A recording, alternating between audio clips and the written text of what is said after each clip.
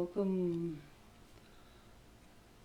우주평화 유지 프로그램은 우리가 한 편 한 편 할 때마다 지속적으로 반복해서 말씀을 드립니다. 이 왜 이렇게 지속적으로 말씀을 드리냐 하면 우리 하나님의 그 우주의 중심에 계시는 하나님 셋째 하늘에서 또 중심이 되는 하나님의 보좌에서 온 우주를 통치하는 그 계획을, 그 법을 세워주신 것이 의와 공평의 법이 바로 우주평화 유지 프로그램이고, 이 공평의 법은 지구에 해당되는 법을 세우셨습니다. 지구에 해당되는 사망으로 전환된, 영생에서 사망으로 전환된 지구만 위해서 특별히 만들어진 법이 공평의 법인데요. 아담과 하와가 죄를 지었을 때는 선택을 했지만 우리는 죄 가운데 태어났습니다. 우리는 죄를 짓지 않는데 죄 가운데 태어나 버렸다는 것은 하나님의 빛이 배제된 상태에 태양빛만 비치는 환경에 태어났다라는 말인데요. 그들에게 공평하게 하나님의 빛을 원하는 자에게는 하나님의 빛을 주셔서 하나님의 빛이 있는 지역에 함께 천년 동안 살고 지구에 또 영원토록 살 수 있는 영광이 비치는 지구에 살 수 있도록 해주는 법이 공평의 법이 바로 우주평화 유지 프로그램인 평화의 의논이 되겠습니다. 왜 우주평화 유지 프로그램이냐 하는 것은 잘 이해하고 계시겠지만 지구인들만 위한 것이 아니라 우주에 있는 분들의 마음도 불편하지 않고 영생에 가게 하는, 지구에 아픔과 죽음이 있는 지역을 바라보고 있는 그분들의 마음은 어떻겠습니까? 그래서 우주평화유지 프로그램이라는 평화의 의논을 스가랴 6장 13절에 평화의 의논이 있으리라. 아버지 하나님과 아들 하나님께서 우주 태초에 세우신 평화의 의논이 예언의 신의 영감의 말씀에 보면은 프로그램이라 이렇게 나오거든요. 그래서 현대어로 하면은 이 의논은 지구를 구원시키는 프로그램이다, 구속의 대제도다라는 말씀이 되겠습니다. 그래서 항상 새로 한 편을 할 때마다 이 부분을 계속해서 반복적으로 설명드리는 것은 우리 지구에 대한 은혜의 구속의 대역사라는 것을, 그것이 하나님의 보좌의 법으로 지정되었다라는 말씀을 드립니다. 그러면 이 시간에는 6천년의 대프로그램 중에서 우리가 지금 이런 시간을 앞으로 미래에 있지만 우리가 해당되는 예수님의 재림을 하시는 시대에 살고 있다 라면 굉장히 현실감이 넘치지 않나요? 근데 그 재림의 시간하고 우리는 연결이 되고 체험을 할 수 있는 시대에 산다. 그러면 그 사건을 먼저 보는 시간, 우리는 지금 예언을 오랜 시간 동안 약 3년 동안 이 예언을 해왔는데요. 드디어 예수님이 그 하나님의 믿는 백성들을 데리러 오시는 과정을 다 하나님께서 6천년 동안 프로그램, 시스템, 구속의 대제도의 마지막 부분인 결론, 데리러 오시는 그 재림에 대해서 이번에는 살펴보는 시간을 갖도록 하겠습니다. 이 재림은 하나님을 믿는 백성들에게는 영원한 복음이죠. 소망, 희망이죠. 이번에 그 19-1편은 새로 우리가 지금 18-14를 마치고 18-1편을 살펴보는데 나누어서 19-1-1편을 설명을 드리겠습니다. 본편을 여러 편 나누어서 우리가 되새김, 한 번 더 살펴보는 시간을 가지는데요. 재림을 하는 신호가 있습니다.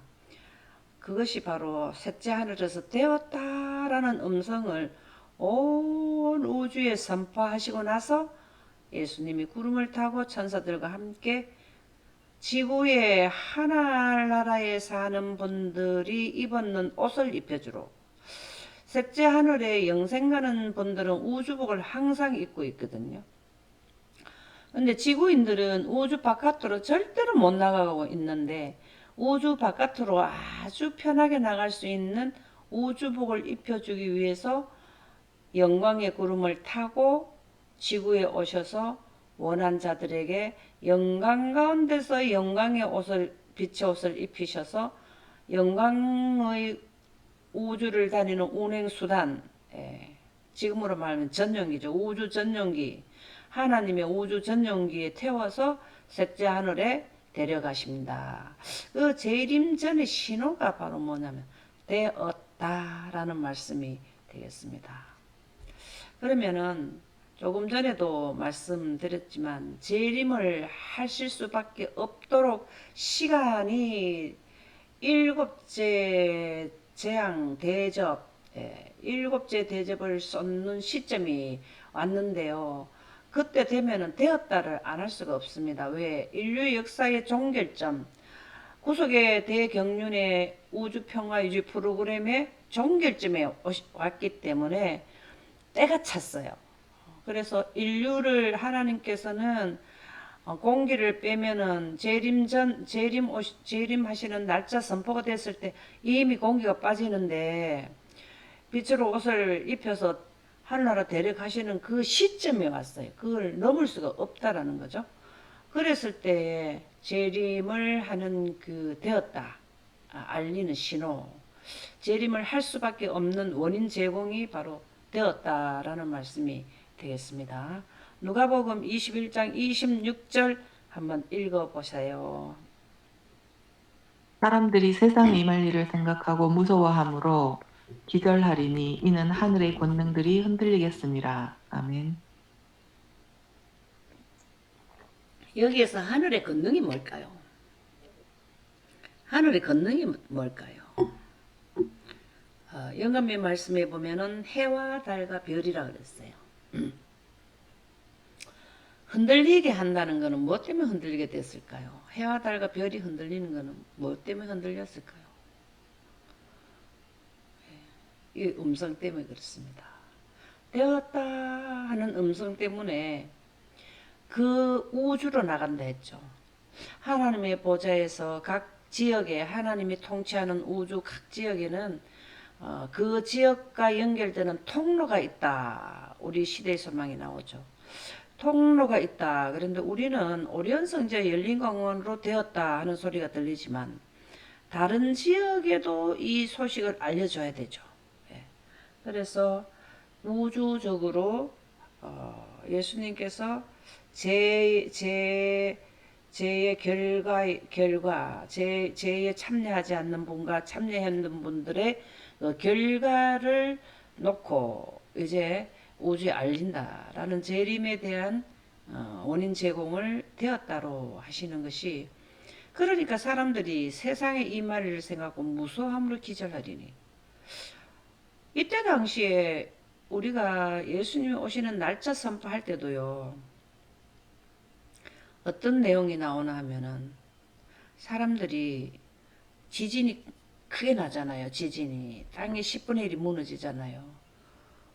그럴 때에 이 지진이 나면은 처음에는 자꾸 조금 먼 데서 이렇게 시작할 때는 조금 흔들리지만은 내한테 가까이 올 때는 크게 흔들려가지고 비틀비틀 하잖아요. 그죠?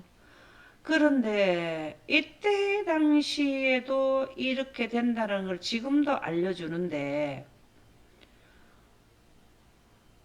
셋째 천사들이 나팔을 불 때, 셋째 천사가 나팔을 불 때는 이 내용을 가만 말 안 하고 있을까요?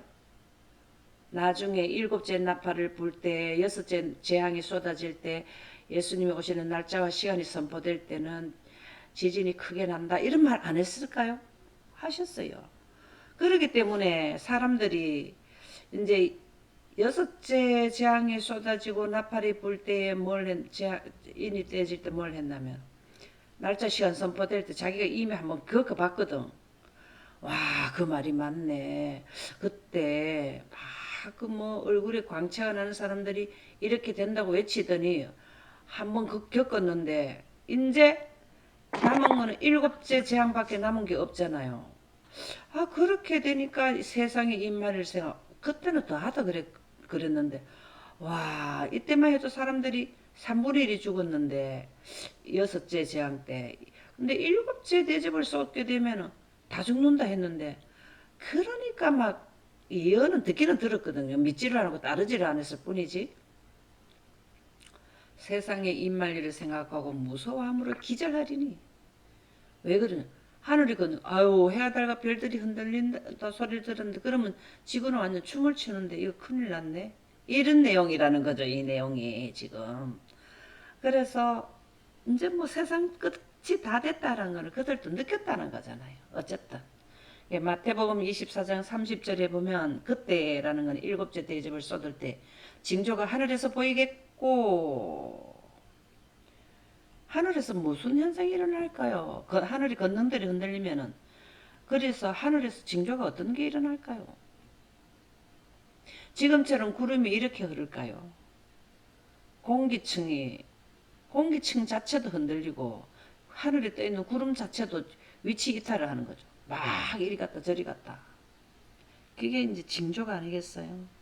그때 땅의 모든 족속들이 통곡하며 울어본들 뭐합니까, 그죠? 언제까지만 돌아오는 기회가 있다고? 조사심판 끝이고 은혜시간 끝인 다섯째 나팔 끝부분 왜 다섯째 나팔 때 150일이라고 정해졌을까? 이 참 중요한 사건들이에요. 넷째 나팔 때 기간이 안 나와요. 셋째 나팔 때도 기간이 안 나온다고요. 다섯째 나팔 때만 150일 동안 딱 나와요. 그 안에 돌아오지 않으면 통곡하게 되어 있습니다. 그들이 인자가 구름을 타고 능력과 큰 영으로 오는 것을 보리라. 이 누가 다 말씀해 주셨어요? 누가복음, 마태복음 누가 말씀해 주셨나요? 이 누구 말씀이에요? 예수님이 해주신 말씀이잖아요. 이 예수님은 셋째 천사 기별을 그렇게 비중을 두셨더라라는 말씀입니다. 이 내용은 셋째 천사 기별 중에서도 마지막 부분 예수님이 오시는 직전 상황을 설명해 주셨다. 예수님은 셋째 천사 기별을 전할 때 엄청난 그 부분에 시간을 투자해서 사람들에게 알려주었다라는 말씀이 되겠습니다. 계시록 16장 17, 18절에 보면 일곱째 천사가 그 대접을 공중에 쏟으며 큰 음성이 성전에서 보좌로부터 나서 이르며 이게 바로 일곱째 천사는 누구예요? 일곱째 천사가 누굽니까? 일곱째 천사는 누굴까요? 14만 4 아멘입니다. 14만 4천인들이 이제 대접을 하나씩 하다가 마지막 일곱 번째 대접을 쏟습니다. 성전에서 보좌로부터 이르되 되었다 하시니 성전에서 보좌로부터 이 말은 무엇을 말할까요?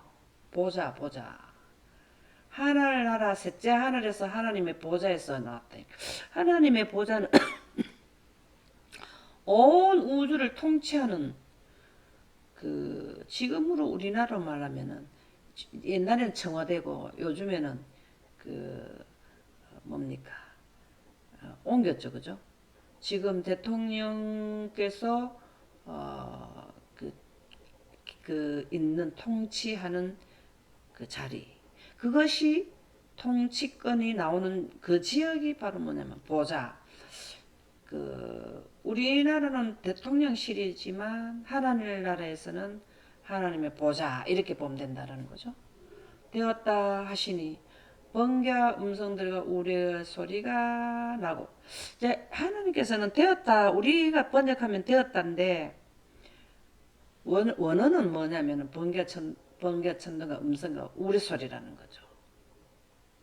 이게 바로 뭘 의미할까요? 하나님 보좌에 뭐가 있다라는 걸까요? 하나님의 보좌에서 음성이 나오는 건 어느 환경에서 나오죠? 번개와 음성과 우레소리가 나오는 것은 어디에서 나온다고요? 영광 가운데서. 그쵸? 그래서 다시 말해서 하나님의 우주 통치권은 하나님의 빛이고 영광이라는 거잖아요. 그쵸? 그래서 성전에서 보좌에서부터 이르되 되었다 이 소리는 하나님의 보좌에 빛과 물이 있더라. 그래 빛은 물에 앉는다. 그래서 하나님의 보좌는 물이다. 그래서 번개와 음성과 우레 소리가 있고 그 소리가 얼마나 큰지 오리온 성자의 열린 공을 통해서 우리 지구로 도착했을 때에 큰 지진이 있더라. 얼마나 큰지 사람이 땅의 일성으로 6천년 중에서 이 말이죠. 6천년 지진 중에서 이같이 큰 지진이 없더라. 제일 큰 지진이 오는 거죠. 이 부분을 셋째 천사들이 1260일 동안 시끄럽도록 기가 따갑도록 전파한 거거든요. 첫째 천사, 첫째 나팔, 둘째 나팔, 셋째 나팔, 넷째 나팔, 다섯째 나팔, 여섯째 나팔을 다 부른 거잖아요. 경고한 거죠.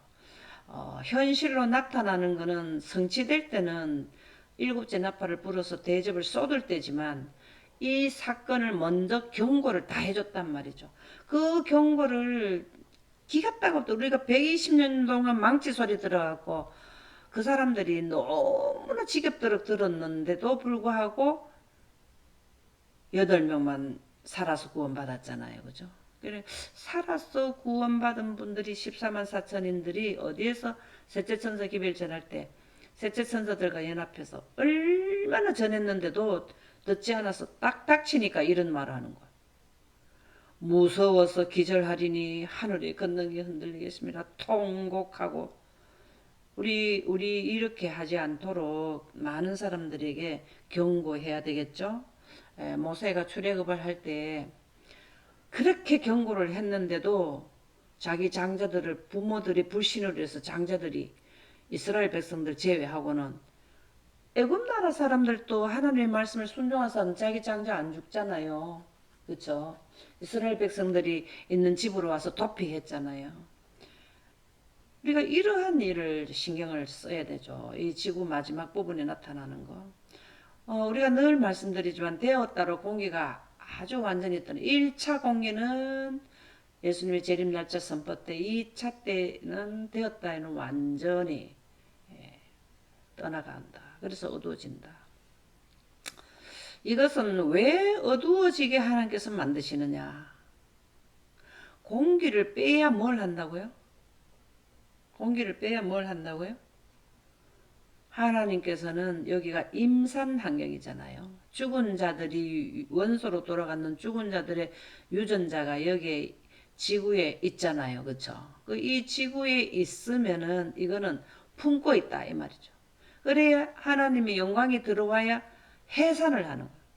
임산을 했다가 임산했는데 원소를 있으면 어떻게 합니까? 원소를 융합해서 원래의 몸으로 물질 원래의 형태장으로 사람이 우리가 앞서 돌아가신 분들이 다 형태가 다 무너져 버렸잖아요. 당일에 그 도모가 소멸돼 버린다 그랬잖아요. 근데 그거를 원상태로 하는데 어마어마한 에너지가 필요한 거예요.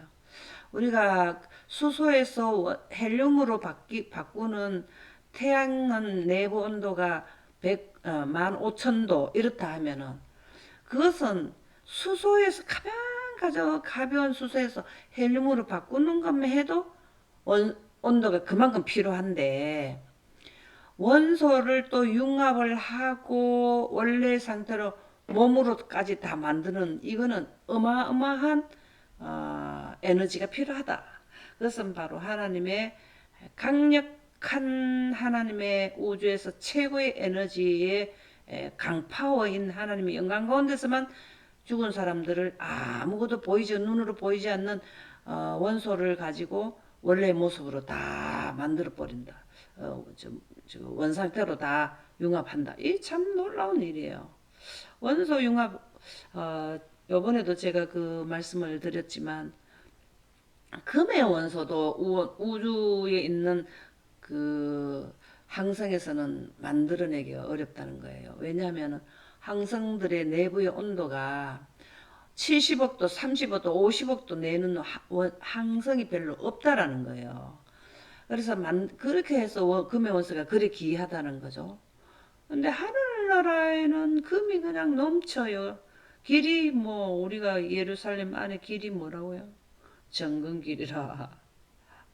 참 놀라운 일이죠.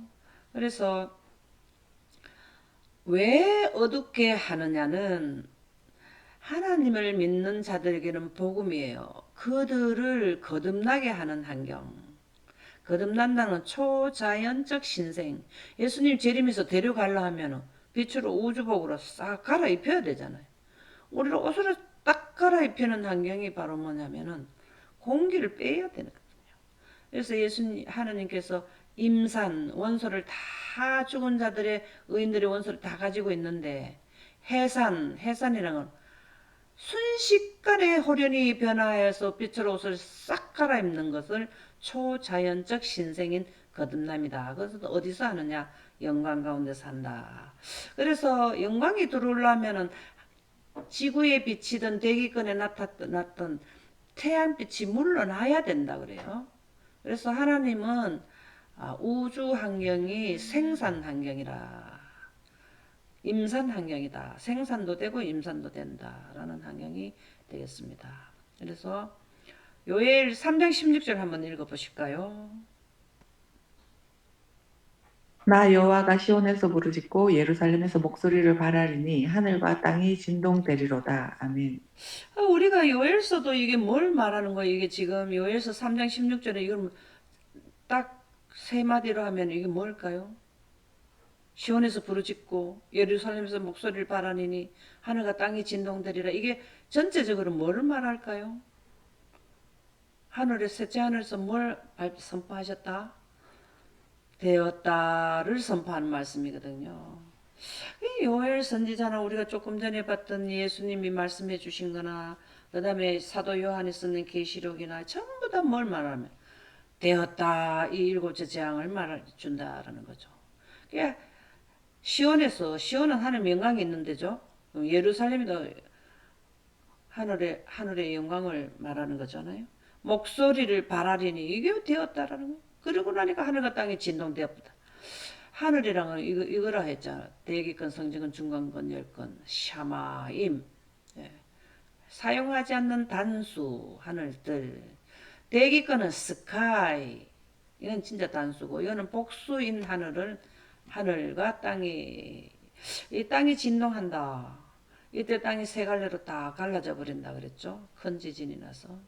이사야 13장 13절에도 나 만군의 여호와가 분하여 맹렬히 노하는 날에 하나님께서 6천년 참아가지고 완전히 여기서는 완전 전멸이죠. 여기서 우리가 첫째 대접을 쏟을 때부터는 그전에도 사람들이 많이 죽지만은 서서히 사라지다가 여기서는 완전히 이게 가장 분하여 맹렬히 노하는 날은 되었다 할 때는 하늘을 진동시키고 하늘을 진동시키고 이 하늘의 권능들을 진동시켜 버린다는 거죠. 이게 바로 되었다라는 것을 말씀하신다. 땅을 흔들어야 된다. 땅을 흔들면 뭐가 나는가요? 땅을 흔든다는 걸 다르게 말하면 뭘까요? 지진이 난다. 그 자리에서 떠나게 하리니 우리 지구가 아래 위로 요동을 친대요. 그렇지만 자기 궤도는 벗어나지 않는다 그렇게 했어요. 궤도 벗어나면 문제 진짜 크게 오잖아요. 궤도는 벗어나지 않는데 그냥 쭉 궤도를 도는데 막 아래 위로 좌우로 흔들리더라는 거죠. 그 말씀을 해주시는 거고 사실상 그렇게 흔들 때 그 지구 안에 있는 산과 섬들은 제 위치 이탈을 해버린다 했잖아요. 섬들이 없어지고 삶도 제자리에서 떠나서 옮겨지고 그렇다 했죠. 얼마나 큰 지진이면 그런 일이 일어나겠어요. 그래서 이같이 큰 지진이 없더라 하는 말씀이 바로 되었다 할 때 큰 지진을 의미한다. 예, 땅이 큰 성이 세 갈래로 갈라지고 그의 맹렬한 진노의 포도주 잔을 받음에 각 섬이 무너지고 산악이 간데없고 한 달란트나 되는 큰 우박이 하늘부터 사람들에게 내리매 하나님을 비방함이 그 재앙이 심히 크미르라. 이제 마지막 재앙이 되니까 심히 크죠. 교회증은 1권 374쪽에 보면 하나님께서 당신의 거룩한 처소에서 음성을 발하실 때 똑같아.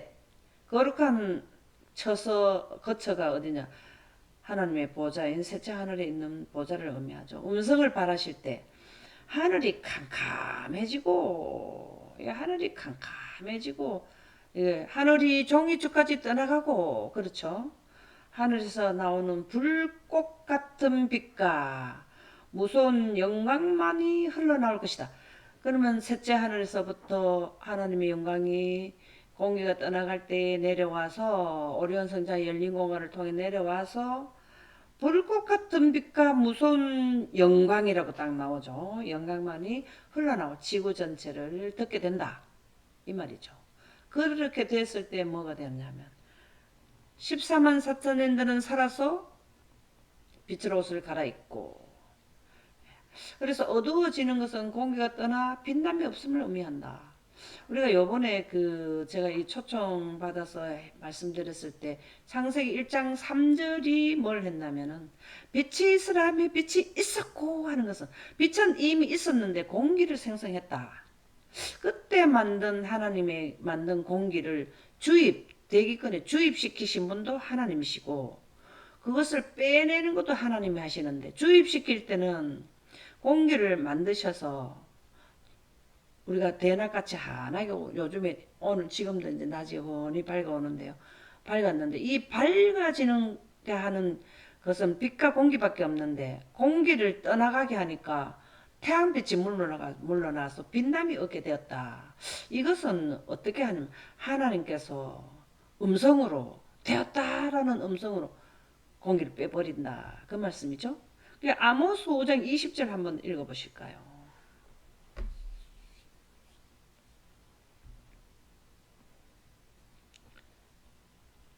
여호와의 날이 어찌 어두워서 여호와의 날이 어찌 어두워서 빛이 없음이 아니며 캄캄하여 빛남이 없음이 아니냐. 아멘. 아멘입니다. 우리가 이 부분이 창세기 1장 2절에 보면 흑암이 깊은 위에 있고는 빛남이 없다라는 겁니다. 빛은 있다 이 말이에요.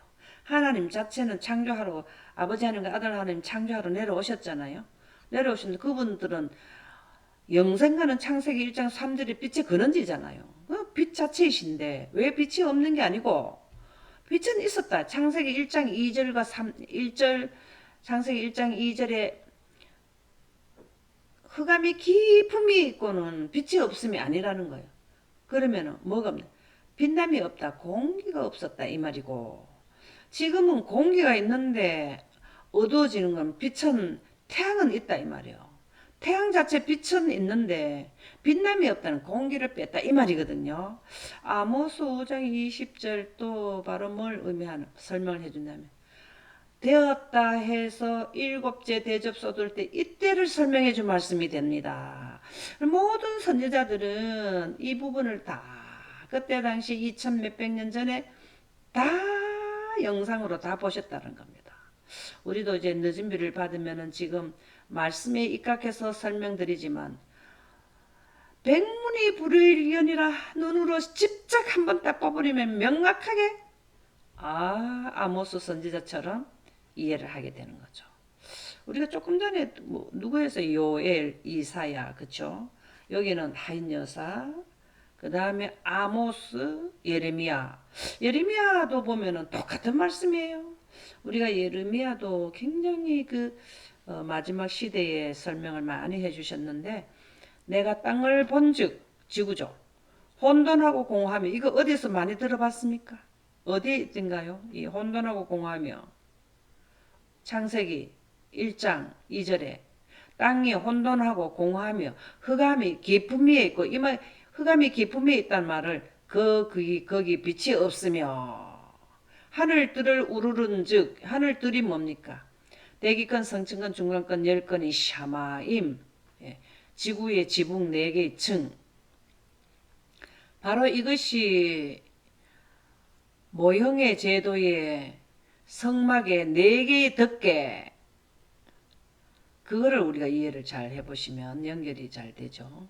우리들 하늘들을 우르른 즉 거기 빛이 없으며 흑암이 깊은 미에 있고를 창세기 1장 2절이 예레미야 4장 23절은 거듭 우리에게 설명해주고 있다라는 말씀이 되겠습니다.